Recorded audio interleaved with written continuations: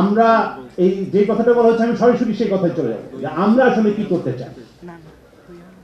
আপনারা এটা জানেন যে আমরা সকলেই জানি বাংলাদেশ একটা বদ্বীপ এবং এটা একটা সক্রিয় বদ্বীপ। একটা সক্রিয় বদ্বীপ হিসাবে বাংলাদেশ হচ্ছে আসলে প্রতিনিয়ত তার ভূমি তৈরি হওয়ার কথা এবং প্রতিনিয়ত তার নদীর যে প্রবাহ সেই প্রবাহ এইখানকার লবণাক্ততাকে দূরে দূরে ঠেলে দেওয়ার কথা, সমুদ্রের গর্ভ থেকে নতুন ভূমির জন্ম হওয়ার কথা। বাংলাদেশের এই ভৌগোলিক বিকাশ, এই বিকাশকে আসলে বন্ধ করে দেওয়া হয়েছে।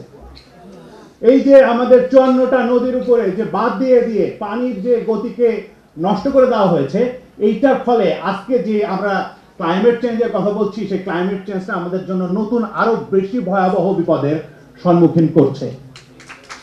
এই জায়গাটা প্রথমে আমাদের দরকার। ফলে আমাদের 1 নম্বর কথা হচ্ছে যে আমরা নদীর পানির ন্যায্য হিস্সা চাই। এটা হচ্ছে আমাদের নির্বাচনী ম্যানিফেস্টোর 1 নম্বর কথা।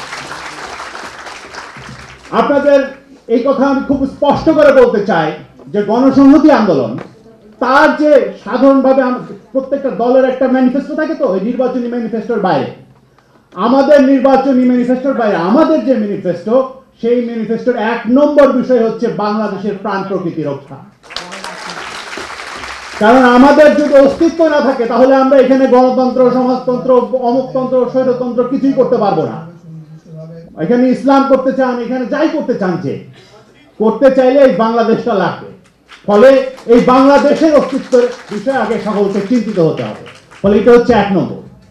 এবং যেটা বিষয়ে আজকে আলোচনা হয়েছে অনেকগুলো বিষয়ে, বাংলাদেশে কিভাবে ক্লাইমেট ফান্ড ইউজ হয় এটা আমরা দেখেছি যে দলীয় ভিত্তিতে আসলে ঠিক করা হয় যে আসলে ক্লাইমেট ফান্ড একে একে একে একে দেওয়া হবে এবং তাদের ভেতরে আসলে বন্টন করা হয়।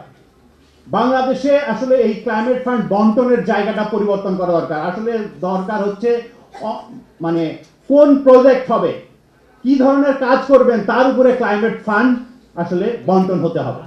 যেমন ধরেন আপনার লবণাক্ত হয়ে যাচ্ছে, আমরা চিংড়ি ঘের করেও লবণাক্ত করেছি এবং একইভাবে ওই যে সমুদ্র থেকে পানি আসার জন্য লবণাক্ত হয়েছে। তাহলে এই লবণাক্ততা যে তৈরি হচ্ছে এর জন্য আপনার ওইখানে একটা পানির ব্যবস্থা করা দরকার। বিশেষত বাগেরহাট এবং ওই অঞ্চলে আপনারা জানেন যে পানির অবস্থা খুব খারাপ, মানুষের সুপেয় পানির অভাব।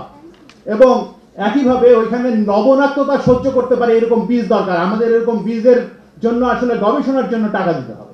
ফলে ক্লাইমেট জিনিসটা শুধুমাত্র একটা জিনিস না, আমি ক্লাইমেট মানে শুধুমাত্র অ্যাডাপ্টেশন না, মানে অ্যাডাপ্টেশন অনেক বড় স্কেলে।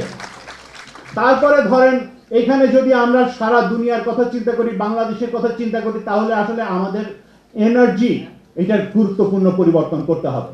এনার্জি সোর্সের যদি গুরুত্বপূর্ণ পরিবর্তন না করি, গত সরকারের আমরা কি দেখেছি যে ভারতে, চীনে যে সমস্ত অচল হয়ে যাওয়া কয়লা প্রকল্প এগুলোকে বাংলাদেশে এসে বসানো হয়েছে।